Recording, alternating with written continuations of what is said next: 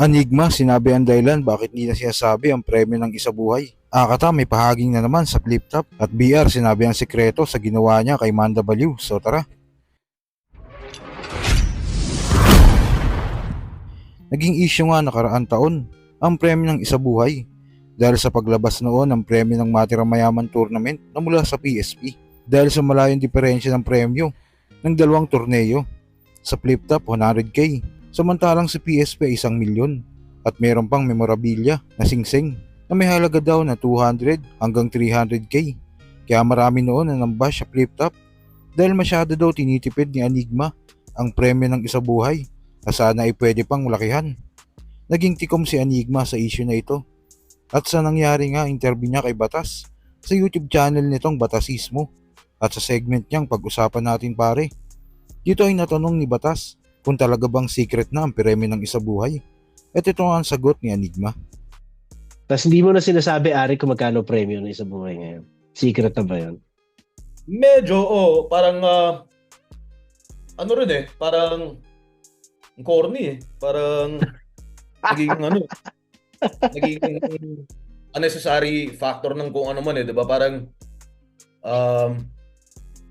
ano ba? Parang, yun nga parang kung ginagawang issue dati, edi tanginan nyo, edi tanggalin para hindi na siya issue. Bahala kayo, di ba?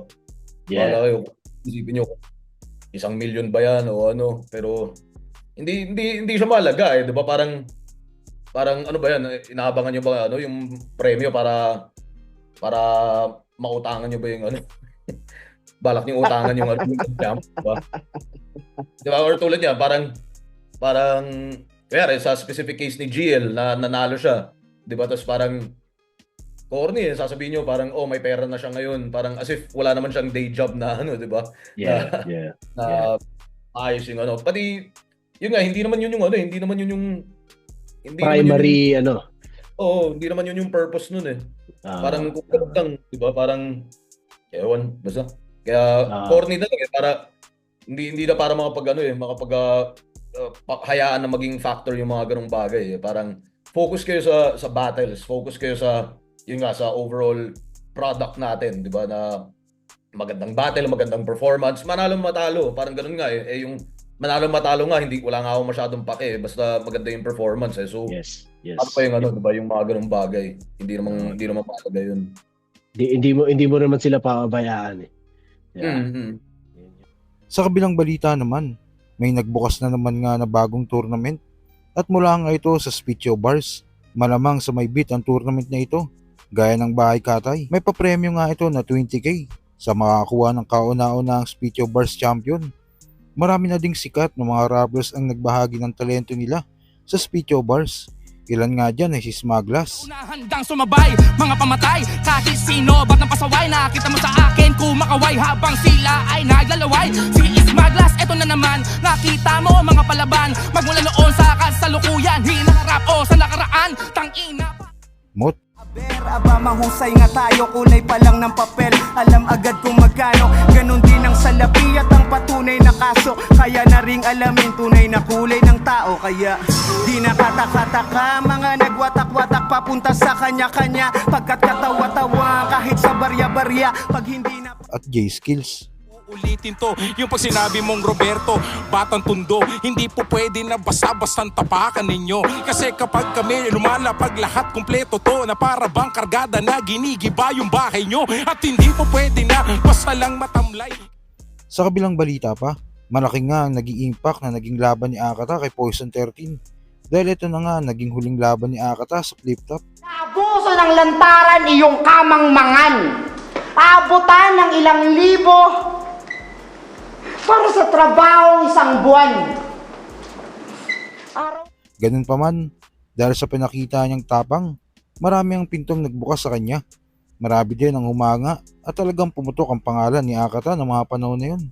Pero sa paglipas ng panahon, unti-unting naging matured si Akata at tila gusto niyang bumalik sa flip top at bumawi. Pero di maiwasan na may mga pagkakataon na may nasasabi pa nito sa sistema ng flip top o kay Enigma.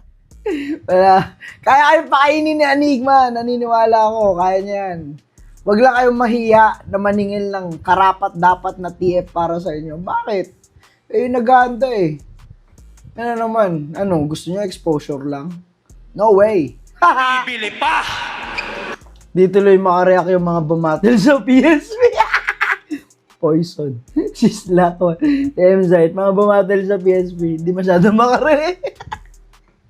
Magalit kayo. Ano naman kung nabibili eh. Talaga nabibili tayo. Nabibili nga kayo ng flip-top sa mababang halaga eh. At sa uling balita, isa nga sa tumatak na linya noong nakaraang taon ay yung ginawang trap ni BR kay Manda Baliw. Maraming napaisip kung paano niya yun nagawa. Sa kanya, invento lang. Ano ba yung panghuli kong line? Yan! Ganyan ang ginagawa niya. Ganyan ang ginagawa niya. Walang kwentang technique, par. Nandidistract kasi, Paul, dun lang siya nakaka-technical.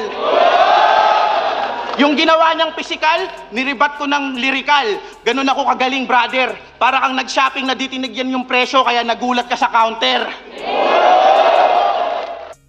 Sabi nga ng hari ng tugma, tinatawag niya daw yun na tagong bala. Kaya nagulat ka sa counter.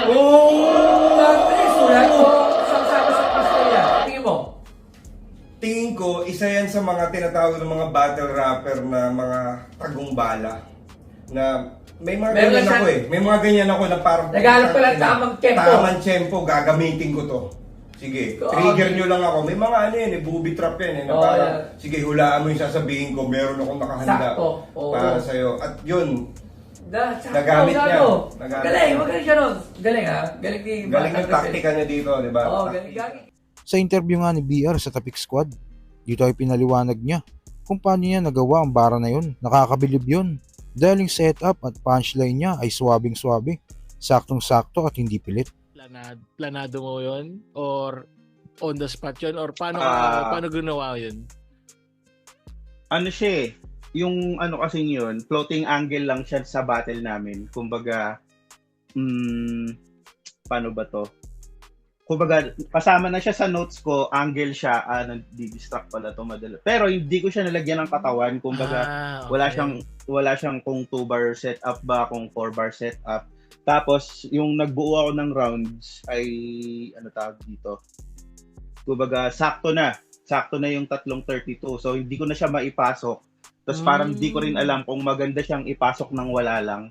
Alam mo yun? Tapos yun, nagkataon lang talaga, parang sinadya lang ng universe na magkamali ako para ma-showcase ko yung kaya kong gawin. Although hindi naman ako nagkamali talaga kasi yun nga, yung nagkaroon kami ng parehong linya ni Bagsik.